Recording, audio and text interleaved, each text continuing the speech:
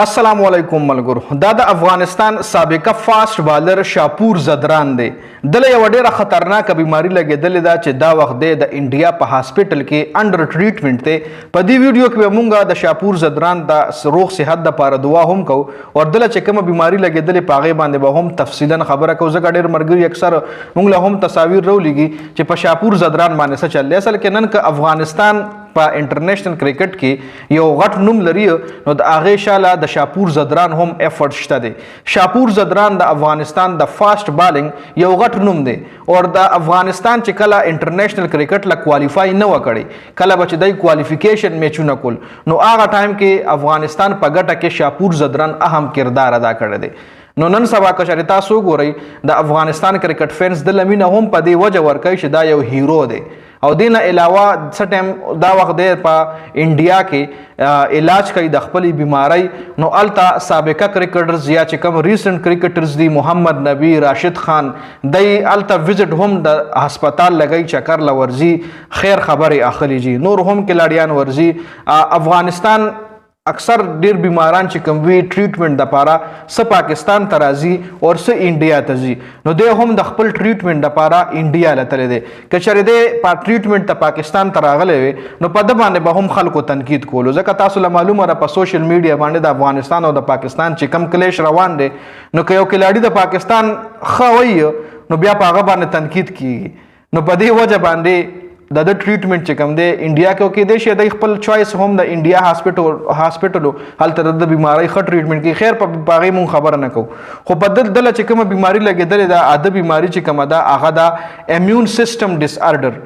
امیون سیستم زموږ په جسم کې یو داسې سیستم الله پاک جوړ کړی دی چې کله موږ ته زموږ جسم له جراثیم د نشیا سره بیماری راځي نو هغه امیون سیستم پاغه باندې اٹیک کوي دا بیماری خلاف جګړه کوي هغه بیماری زموږ جسم ته نه پریدي خو چې کله یو سترونګ بیماری راشي زموږ د امیون سیستم ټول نه پیله دی وخی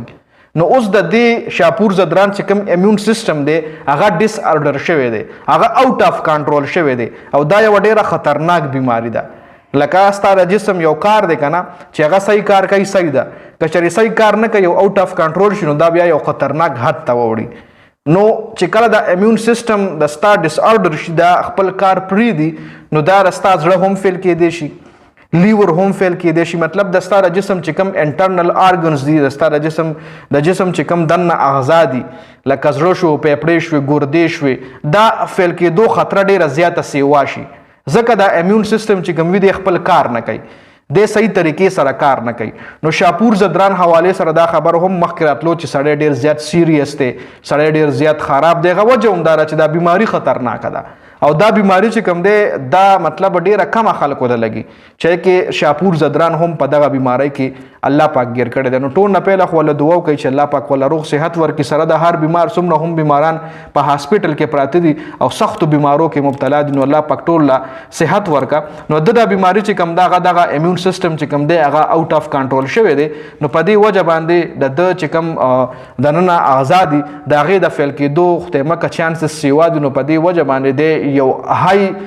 مطلب های انټنسټي څنګه چې دغه آی سی یو ولا ویل شي نو د په آی سی یو کې موستلی پروتي ار ټایم د ډاکټران چې کوم وی په د باندې فوکس ساتي چرته دی آوټ اف کنټرول نشي ګوره د بیماری کې سوي د بیماری کې ډیر زیات تبوي په انسان باندې های فیور وی ولا ایکسټریم ویکنس سره ډیر زیات کمزور شي ګرځې دیم نشي ایون د ګرځېدو نام غریب وتل دی ورپسې دی لیور چې کوم دی د انسان هغه سوالن کې دی هم شي او جوړاوي دی هم شي دنه علاوه د سام مسله ولا هم راشي سام صحیح طریقې سره نشي شته دنه علاوه ریډ بلډ سیلز چې کوم دی هغه هم را کمې دو وینم را په کمې دو باندې شي